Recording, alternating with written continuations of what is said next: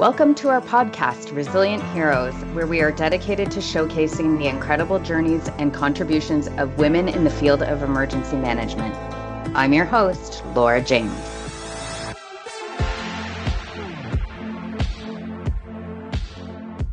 Christy, thank you so much for joining us. Yes, thank you. I'm really excited to be here today. So I would really love to start by asking you what inspired you to pursue a career in emergency management. So, I really didn't even know, like much of us, that the field of emergency management even existed. And I should. I'm a native Floridian. I grew up in Florida, in South Florida, in Miami. So my childhood is full of hurricane preparedness. Yeah. I mean, Hurricane Andrew, a big storm that we're all really familiar with. I experienced that, one of my earliest childhood memories, preparing our home for that storm, experiencing that storm. So again, I should have known this career existed, but I didn't. But I did grow up knowing I wanted to help people. My family was rooted in public service. I was a Girl Scout from kindergarten, age 5, until I graduated, a leader for a decade, very much intertwined in community service and service projects. So to have a career that I could help people was certainly a desire. And then when I landed a job at the American Red Cross, that's where everything clicked. And I realized this could be a career. And I knew the whole picture, right? Growing up in Florida, experiencing hurricanes, my role in service as a youth, it all just came together. And I knew this is where I was meant to be. I love that. So really it began from your childhood and it's just continued your entire life. Mm-hmm, now, yes. Tell me a little bit about your background in education and what did you take and how did you parlay your way into the field? Yeah, so like I said, like at 18, do we really even know what career options there truly are, right? No. Do we know now? True, fair, yes. So my dad was an attorney and I did see him spend his career helping families. And like I said, he was in public service. So he just kind of assumed that's the path I would take too.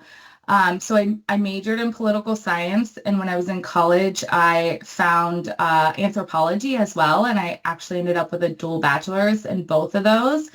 I was always fascinated by people and communities. And I really think both of those degrees have aided me in my path now, right? We may not look at political science as a degree that helps you, but I work for the government and anthropology, the study of people and communities, and that's very much what I do.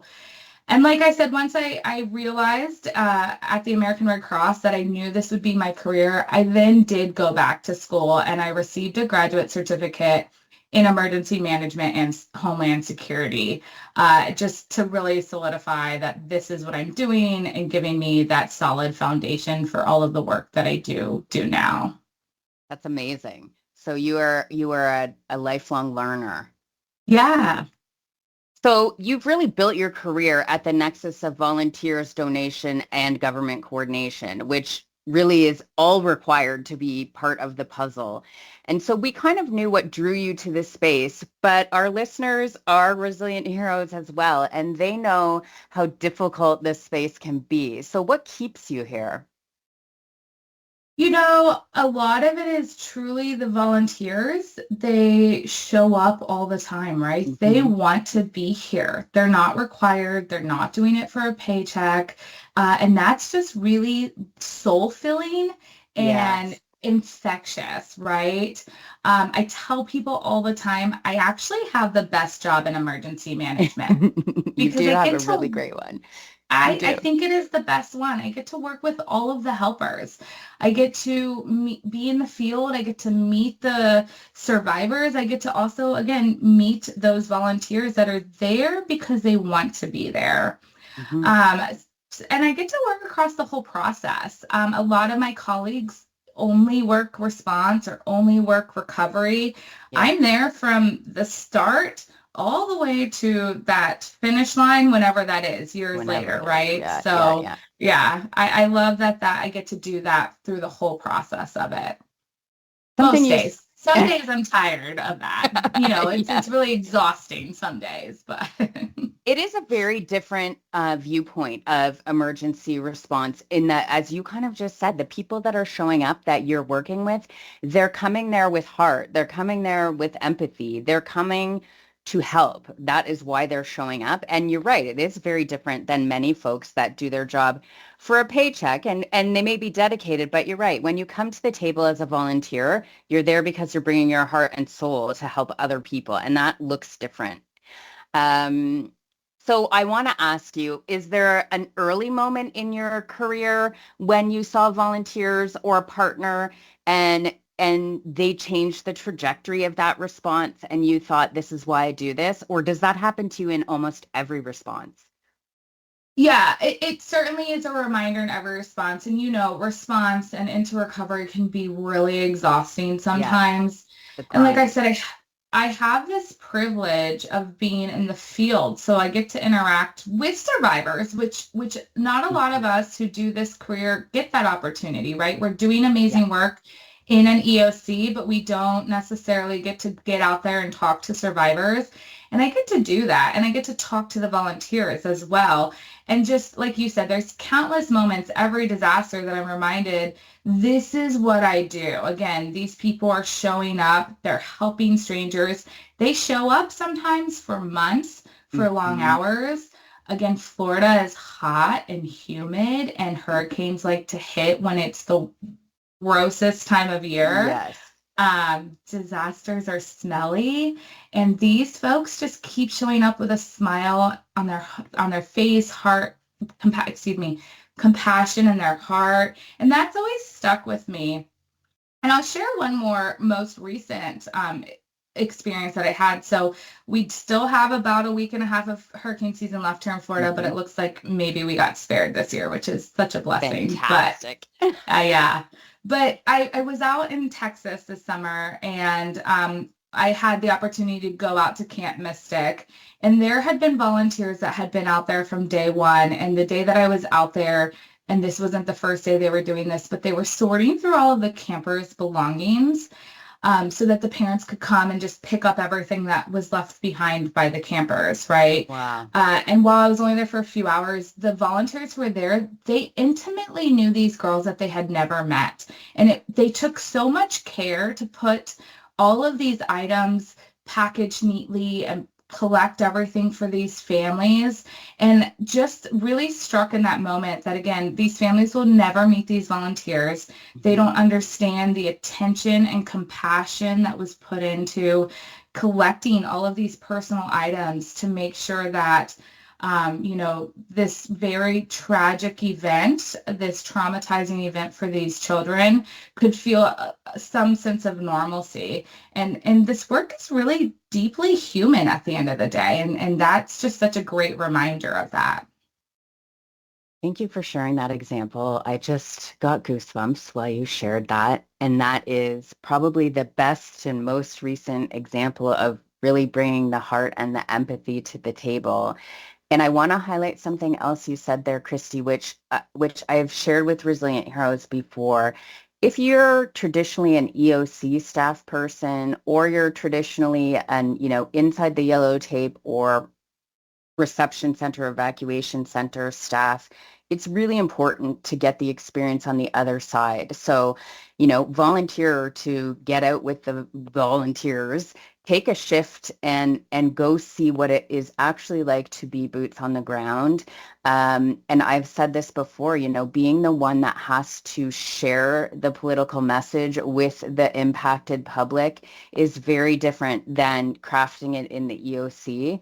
And suddenly you will have a very different viewpoint of what it's like when decisions are made at a high level and what that looks like on the ground. And I think it really changes your focus in emergency management, especially in the EOC, if you have that experience working with evacuees and victims and supporting folks that continue to move through, because for them, the recovery goes on much, much longer than the incident itself, as you said. So I just wanted to take that moment to say that you're exactly right. And anyone listening, if you have an opportunity to get out and help, it is a really great life-changing way to impact your own response objective. Absolutely. I mean, I'm very passionate about volunteers, and you'll hear that throughout this episode, but certainly. Okay, so take us a little bit inside what it's like in Florida. So, all of us, we watch the hurricanes come through. We watch you guys prep in advance. We watch you stage. We watch you then recover.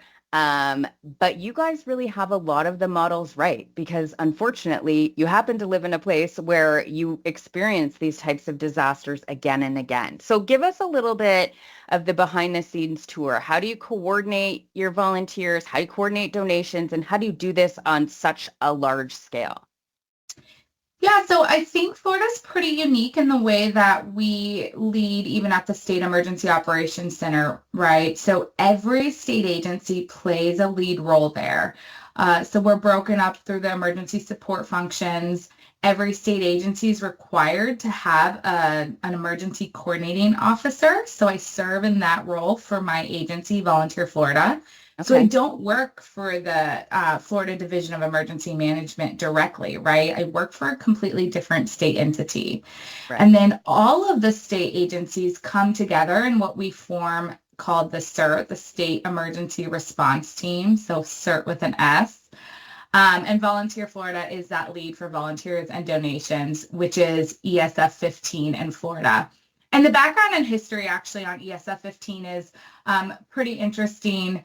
It comes from following Hurricane Andrew, the storm that I mentioned at the start of this podcast, right? So there was no coordination of volunteers or donations, and it was quickly highlighted after Hurricane Andrew, a Category 5 that hit a large metropolitan area, right? Those things really quickly became as an issue.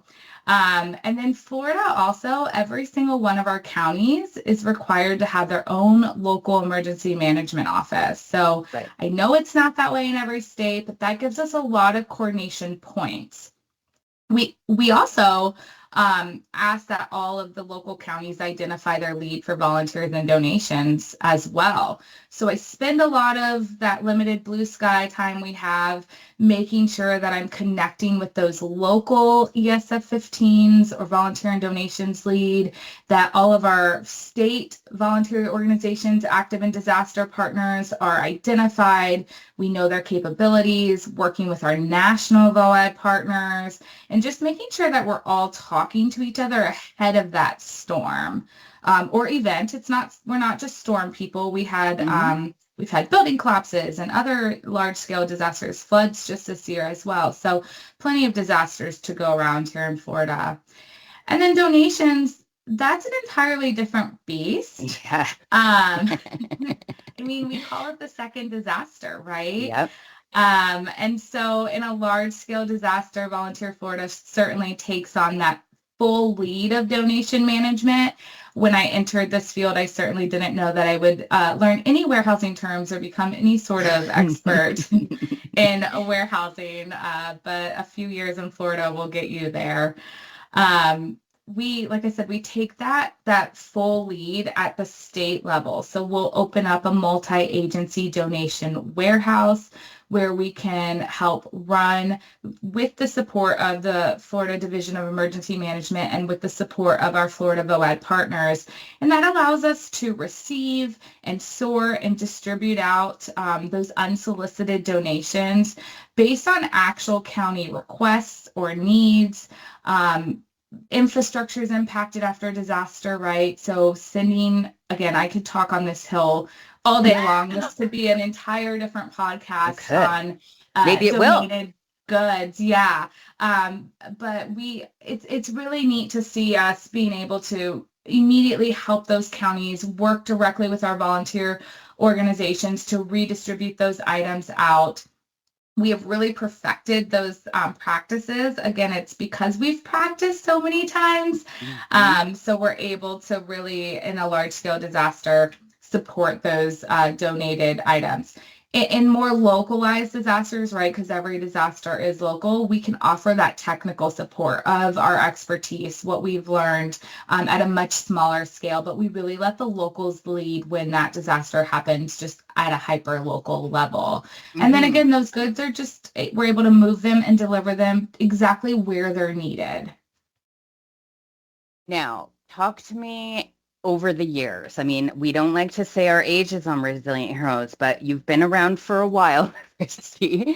So tell me one practice or two practices that you've refined over the years that consistently makes a difference in response. I think it's probably said on every single one of your podcasts, but really it's building those intentional Yeah. relationships. Having those relationships just really leads to a stronger response and then recovery as well.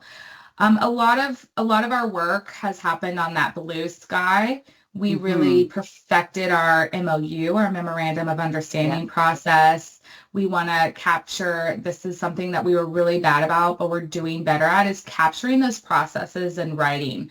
I know in my head how to operate this donation warehouse, and we finally put it on paper in a formalized process. But that also allows me to not only, I may not be in this role forever, right? At some point, someone Exactly. else has to come and stand in this role, and I don't want them to recreate the wheel. But I've also been able to share that with other states because we do it so often. If I document it, I can hand them a package that we know works, and hopefully they can take it and run with it and use it as well. And yeah, that's sorry, that's it.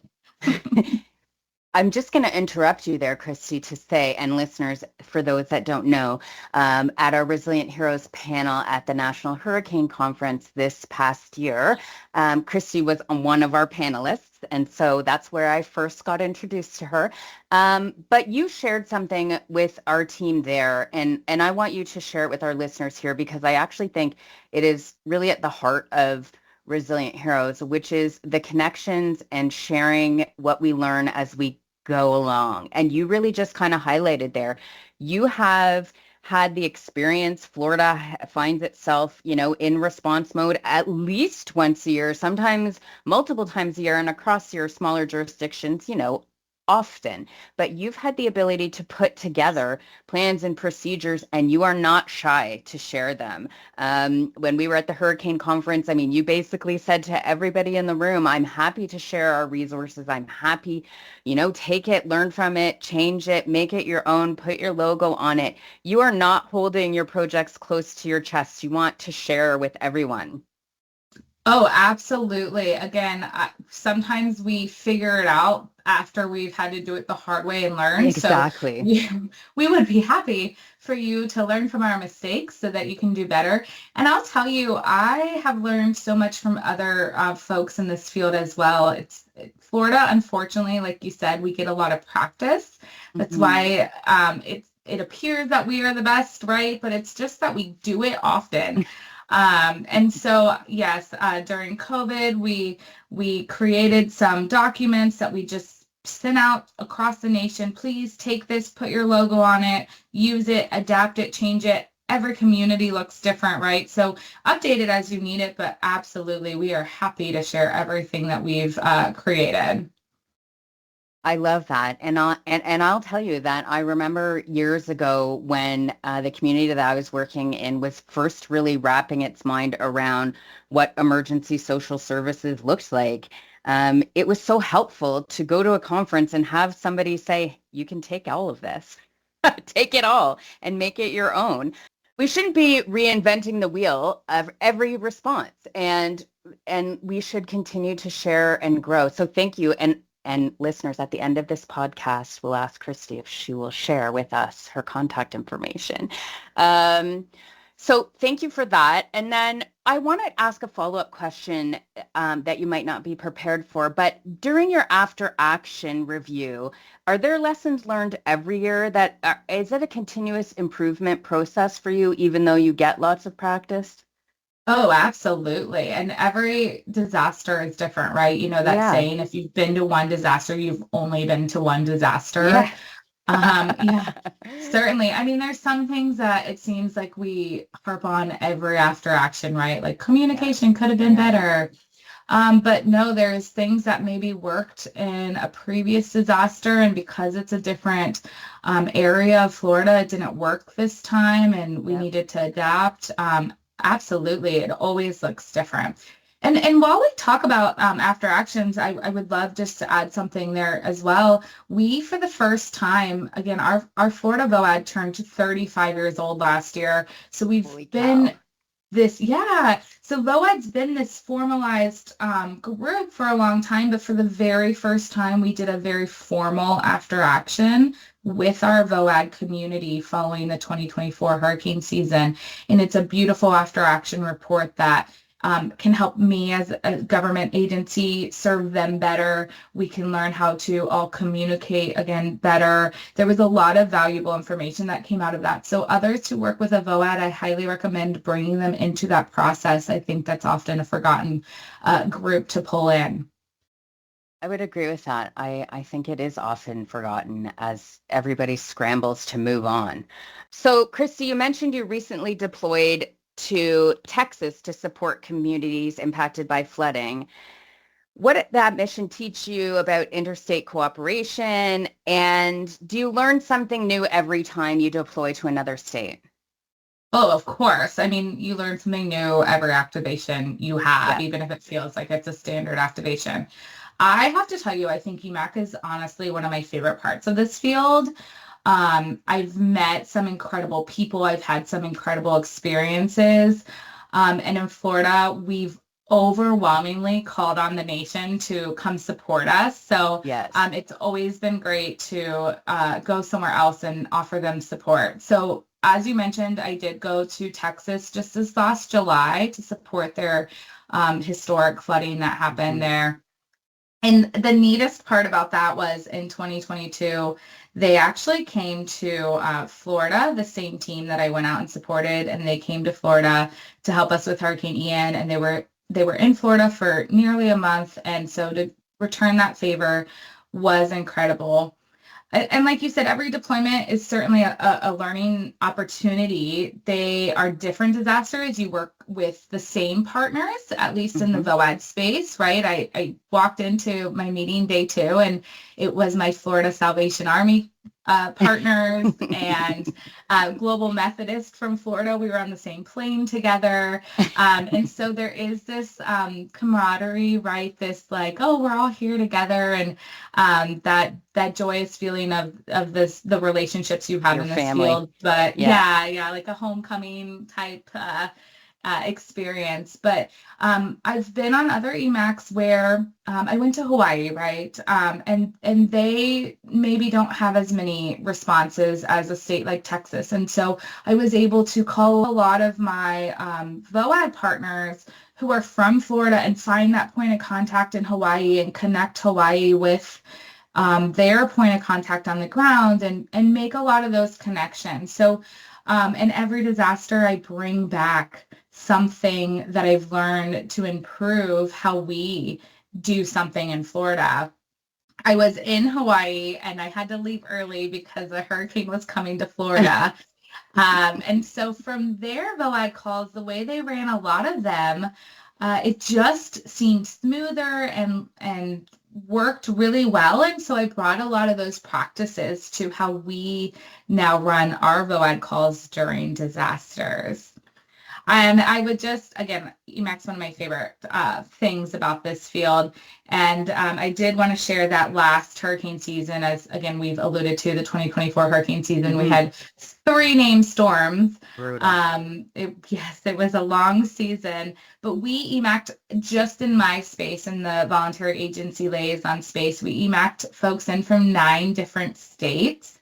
And so again, I'm incredibly thankful. Amazing.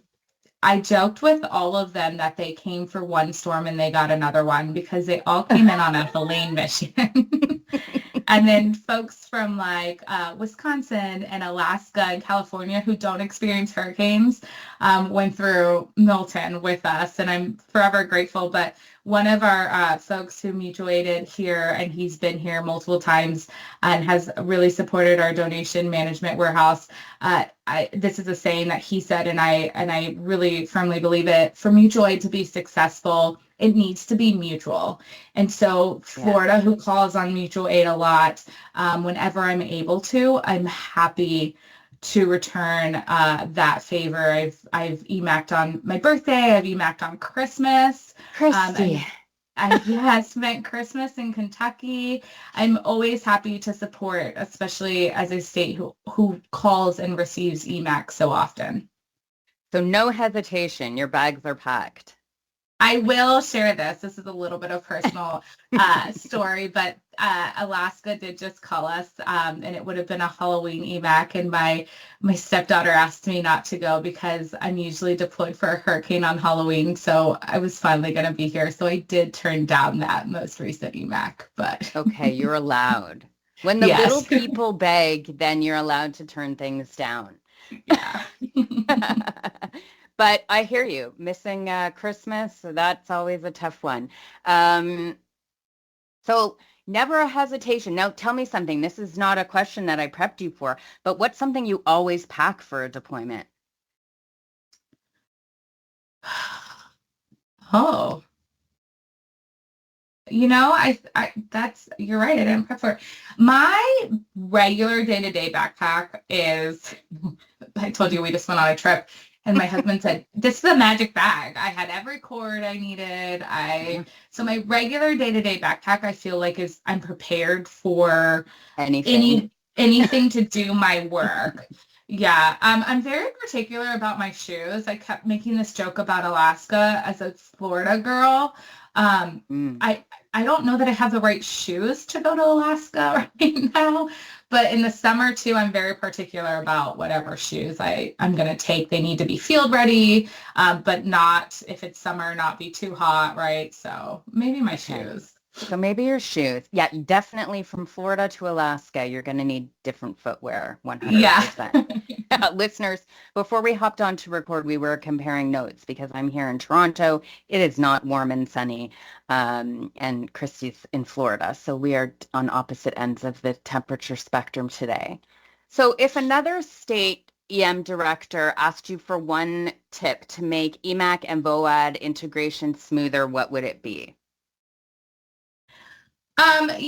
I think EMAC works best when everyone already knows who to call and they trust each other. So it goes back to those relationships ahead of time. It's all about relationships. Mm-hmm. I'm going to ask you a follow-up question, which is difficult for us here in Ontario for sure, is that we find the volunteer space, the staff constantly changing. Do you have that same issue in Florida?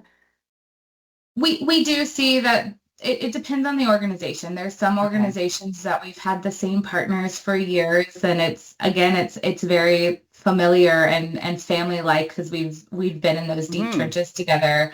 But then there's certainly there will be other organizations that we see a constant rotation of individuals, and sometimes it's difficult to know who to call. But that goes back to this nationwide, here in the United States, we really have a great network of our VALs, and we can often, I reach out, Texas's example, if I don't know who to call or who the right partner for a VOAD organization may be, I can easily text one of them and ask them, are you familiar with this group, or do you know who the lead for this group is? And we've done a lot of that across the nation. And that's been very helpful. So again, it's that connection, but it's connection outside of even that VOAD network for the professionals, not that our VOAD partners are not professional, for the practitioners to know their other colleagues across jurisdictional boundaries. Yes.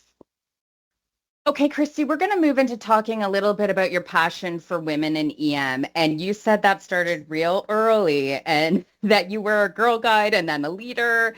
And so I know how much you value having women around you. And you've also shared with me that you've experienced, being the only woman in the room or being mistaken for not the lead in the room. And so tell us a little bit about that what changes are you starting to see? Are you starting to see changes? And where do we still need to push, in your opinion? Yeah, so I know you said we don't say our age, but I've been in this field for over 15 years now. So there Mhm. has been a large change over time in women in the field. I think Florida has been on the forefront of that, and I'm thankful for that because there was a lot of women when I entered this path who were already in leadership positions, but Yeah. now there's so many more that I see leading our counties who are in high up leadership positions at the state level. So I've been spoiled in Florida to see so many women in So leadership amazing. positions. It is great, and it's great for new young people entering the field. And sometimes, we have conversations with some of these younger folks who are in the field, and we say, like, yes, there's a lot of women around now, but it hasn't always been this way. I Exactly. will I will say I'm very lucky because I mentioned previously I started my career in the American Red Cross, and we know that the Red Cross was founded by a woman, right? Mhm. Clara Barton. And the nonprofit space is interesting because it tends to lead more heavy towards women. So when I was there, I worked heavily with women. And then again, typically the nonprofit space, we see a lot more women than men I would agree. traditionally. The same in Canada. Yeah. Yeah, so that's interesting because I straddle these two government Hmm. and nonprofit spaces. But I do remember, like I said, when I first entered the government space, really seeing like, oh, there isn't a lot of women at the table. And like you said, I shared during the panel that my previous deputy director was a male and he's older than I am. And without fail, if the two of us showed up to teach or to present or to attend a Hmm. meeting, people assumed he was the director and they would address him first. And Yeah. and that's, that's a little bit frustrating when you've worked your way through this career to end up where you are, and just based on your gender, you're assumed to be, and maybe it was my age too, but assumed to not be the leader there. But again, I don't want to take all the credit for paving the way for this newest generation because I certainly need to acknowledge all of the women who Mhm. had a harder battle, who are now directors of large, very large counties in Florida, right? They are leading, and a lot of them are the ones who paved the way for a lot of us women now who are here. I love that shout out. Now, talk to me a little bit about, because I know that you are a big believer in mentorship, and I know that you put together a hurricane camp. So tell our listeners all about that.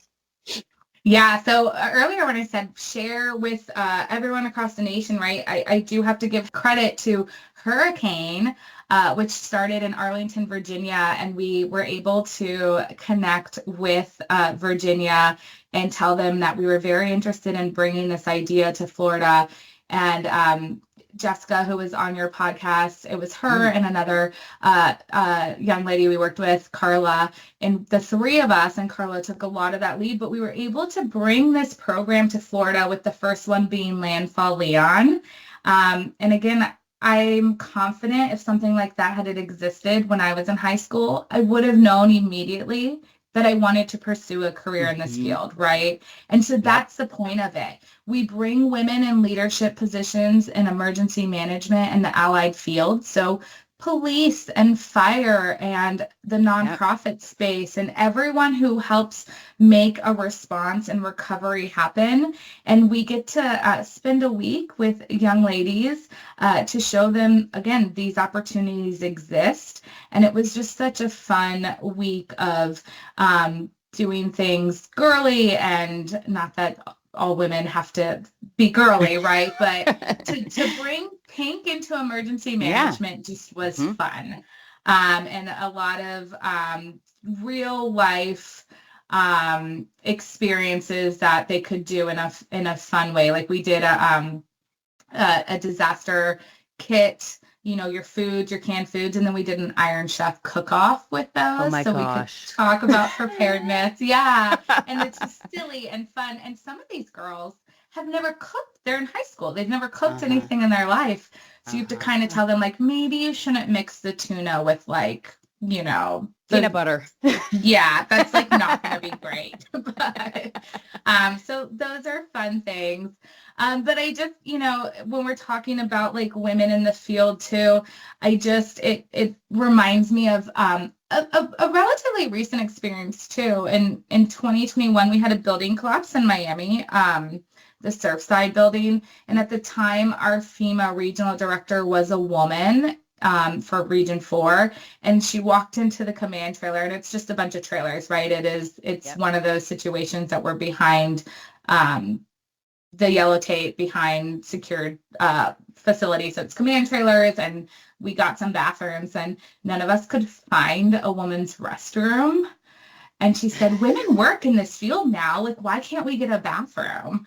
And so certainly I think that just attests to how much the field has changed, that we need a women's restroom, and just also sometimes something simple like that can be a struggle for women as well. So that's actually really fun.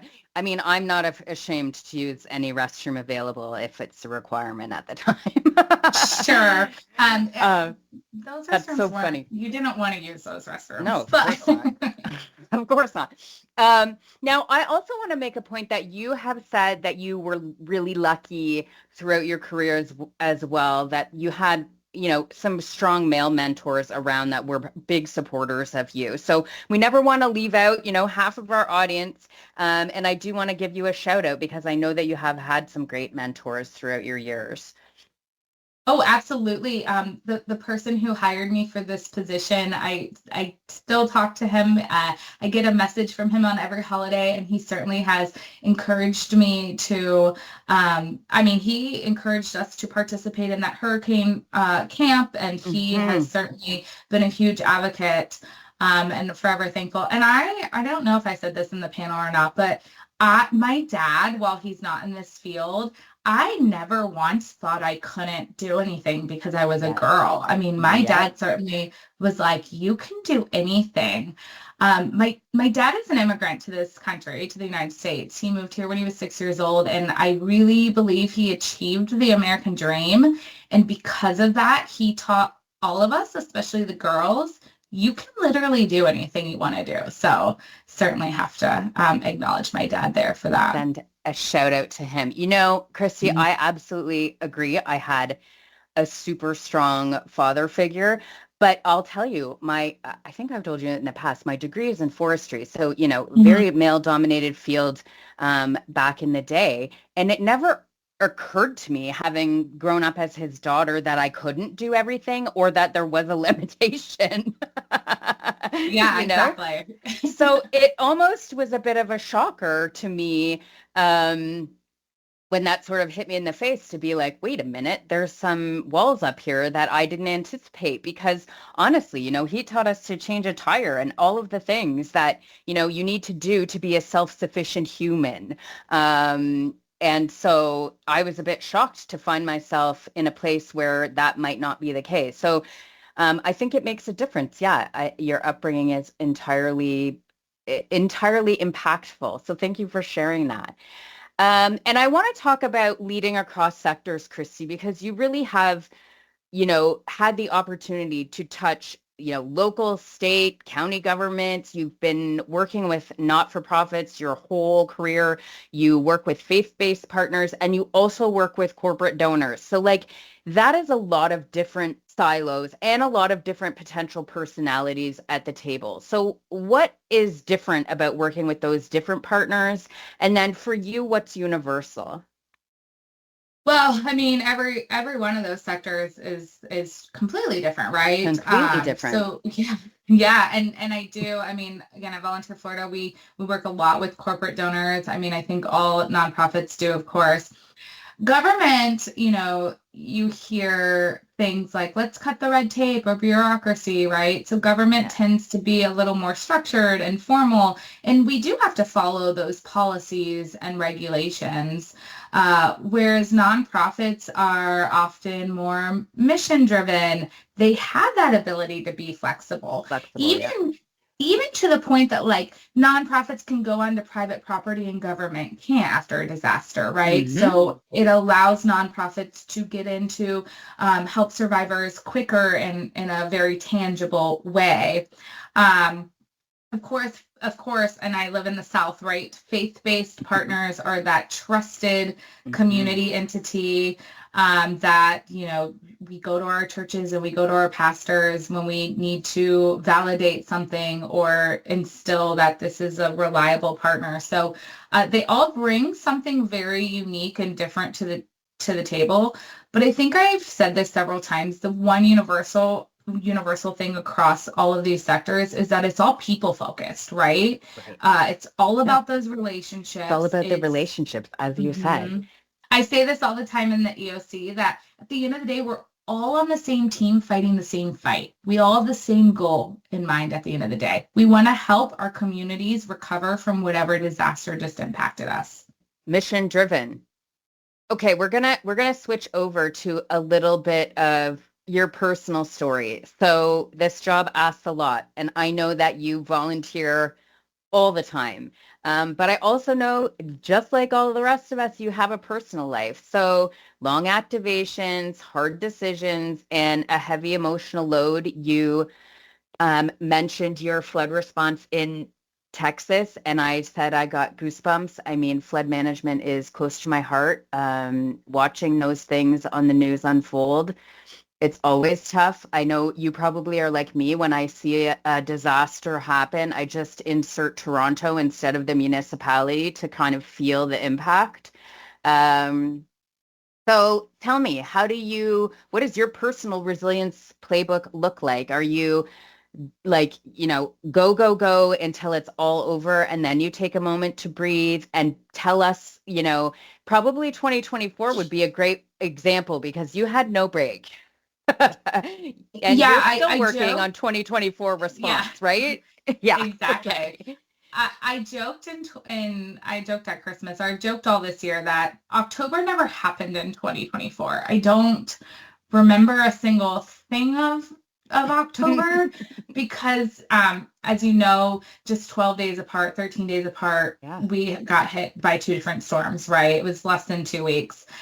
So what was supposed to be my first like half day off was when we were activating for Milton. So there was no break. But yeah, so it's long activations. I mentioned earlier that I move into recovery too. So during Hurricane Ian, I was deployed for 6 months post disaster. I was living in a hotel. I was in the field.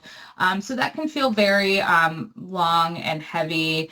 And it's hard. When an activation is starting and we're still at home, one thing I have to do every day is I make my bed and I say, this is the only thing today I know I can control. And I will come home at the end of the night to a made bed, right? So that clears my head in that capacity. But I'm certainly I separate and compartmentalize it. I don't process what happens until after. And actually what I found is it's typically at the 1-year anniversary, I'm processing that event. That's probably when recovery has slowed down a little bit for me. And then I'm able to step back and again, have that moment to process what that event was. But I've learned too over the years to really, and I have this conversation with my team always, tell me when you need a day. We all have that permission to recharge because we're going to do better if we've had that moment. Mm-hmm. So understanding, and sometimes it can't be a whole day, and it can't even, just because you're at home, it doesn't mean you're maybe fully recharging, but being away from that EOC, taking that half day, going to sleep early, whatever it is that you need, and controlling whatever little things you can, but also giving up whatever control you can, which I'm a very type A person, so that's been a challenge to learn for me. I would agree that is a challenge for me as well. Okay, making the bed, Christy. I'm going to tell all the resilient heroes that I am 100% on board with this. I make my bed every single day, and my theory is very similar to yours. At least I know at the end of the day, whatever happens today, whether it's related to my job or something in my personal life, I will have a soft place to land at the end of the day. Mm-hmm. So I think it's worth the extra few minutes every morning. I'm trying to instill that in my 16-year-old daughter's mind right now, and it's a tough go. It's a tough go. I don't think I picked that up until I started this career. So my mom, that was Really? a rule at our house growing up. My mom make our beds and fight always. So it'll come later in life when she realizes it's the one thing she can control. Maybe, maybe not. I mean, some people thrive in chaos. What if that's how she wants to live? That's okay. That's true. Okay, so let's talk about because I know you've said that you're within walking distance of the EOC, right? Mm-hmm. So Resilient Heroes, Christy is always the first one that gets called. She's always the first one to arrive. She will work the night shift. She will do it all. So what is your favorite reward for at the end of a shift? I'm going to tell you. Reward. Yeah. So like I get to eat chocolate when I get home. It's my Yeah. reward. Yeah. I think, you know what, my reward is that I just like get to go to my house, especially for at the EOC, that I don't have to go back to a hotel, that I can decompress in my own space. That's certainly a reward of it. But yeah, I mean, those first activation days are so long. It really is. You go to work and then you go home and you're ready to just decompress and go to sleep. My reward is not having to drive very far. Right? Or never snow, Christy. That's not true. We activated this year for snow in January. And because I live so close, I was who was called in to go because the roads were not drivable. Did you have proper footwear to get through the snow? Yeah, I- it was temporary. It wasn't like going to Alaska, but Right. yeah, it did. We had snow this year. That's actually been our only activation in With 2025 snow. this year. That's So, crazy. Knock on wood. yeah. Knock Mhm. on wood, Christy. Okay. Okay, so let's talk about one of the last things we kind of like to wrap up before we go is advice for early career EMs or someone who has found themselves in EM and they're looking to shift to a different sector of EM. Where should they So, start if the things yeah. that you have said are really exciting for them? So we in Florida, I think we have the opportunity to work with and interact with so many college students. We have a lot of universities in Florida, and a number of them have emergency management programs. And the ones who are succeeding are doing the things right. They are showing up at the conferences. They are talking to everyone. And that's my advice to them always is show up at the conference. Go to the reception. That's where you're going to meet people. That's where you're going to talk to people. People want to share with you their story, their experiences. They're willing to talk to young people who want to join this field. I also recommend to all of them, try and look and start in the nonprofit sector. Mhm. They tend to employ less people, so you get more opportunities. I talk about it all the time. I was very young when I started at the American Red Cross, and there was 4 full-time staff members, and so I had the opportunity to do everything. And I was young and eager and wanted to do everything. So Yeah. I got a lot of opportunities just because of that. Also, a great program to participate in, and we have really strong teams across Florida, is the CERT program, the Community Emergency Response Teams.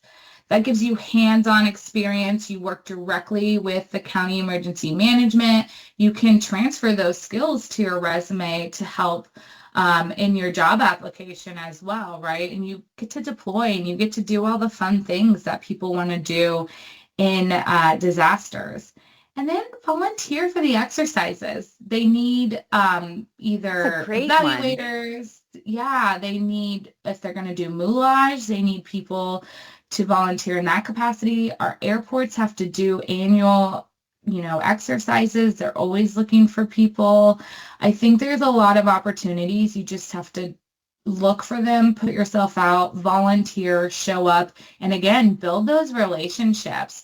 Whenever I've met a student somewhere that I now know they're looking for an internship or a job somewhere, if I see that job posting through my networks, I make sure I send it to them. But it's because they took the time to go to the reception and talk to us and let us know what they're looking for.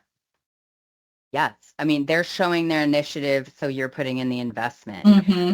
Christy, those are really great recommendations and some that we haven't heard on Resilient Heroes. So thank you so much for sharing that. And we're going to close with a lightning round, which I've started to do because I love it. It's so fun. So we're going to start 5 quick questions. You give me 1 word or short sentence answers. I won't cut you off at 1 word. 1 nonprofit partner that always inspires you every time.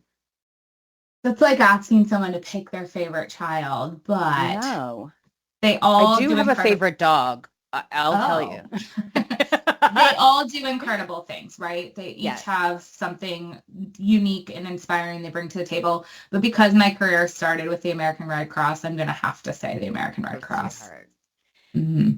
1 drink or snack that you must have during an EOC activation. Sour gummies. Sour gummies? Mm-hmm. I haven't heard that one. Okay. And what if there are none? Do you black coffee. Do you Uber Eats that? I'm sorry? Do you Uber Eats it to the EOC? I know you had Jessica on your podcast. When I went to Kentucky for Christmas, she sent me a huge bag of sour gummies through like DoorDash or whatever to my Instacart to my hotel. So yeah. Resilient Heroes. This is why you need more Resilient Heroes in your life so that you can get snack deliveries sent right to your door. 1 skill every emergency manager needs that's not in a textbook. The ability to read a room and build those relationships fast. I agree with that. And I will say that I think Resilient Heroes have a really great way of reading a room. And I've seen you do it. So a lot of us have that skill set. So thank you. That's a good one. If you weren't in EM, Christy, what would you be doing with your life? I can't imagine not being in this field, but it would be nonprofit space, serving my community. Mm-hmm. How did we know that would be your answer? And if you had 1 word for the future of donations and volunteer coordination, what would it be? I think connected. We're in a place of change right now, right? And volunteers have always been creative at solving society's problems, and we're going to be creative. So maybe it's creative versus connected, but we need to do it together. So yeah. Creative and connected. I like both of those. Mm-hmm. Thank you, Christy, so much for joining us here on Resilient Heroes. If I may, can I ask if anyone has any follow-up questions or if they want to connect with you? Can we share your email or should they link with you on LinkedIn? How do you want people to connect with you? Oh, absolutely. My email I'm happy to share that, or LinkedIn as well. Happy to connect with anyone. Like I said, I'll share anything that we've done. Happy to talk about it. Want to make everyone just a stronger community. Thank you so much, Christy, and thank you for sharing your experience and for lifting up the next generation of leaders, and it has been such a pleasure to have you. Thank you. It's been so fun to be here today. The opinions expressed on this podcast are those of the hosts and guests and do not necessarily reflect the views of Buffalo Computer Graphics. All content is for informational purposes only. Are you or someone you know a resilient hero and would be interested in contributing to our podcast? We would love to hear from you. Please contact us at RHpodcast@buffalocomputergraphics.com.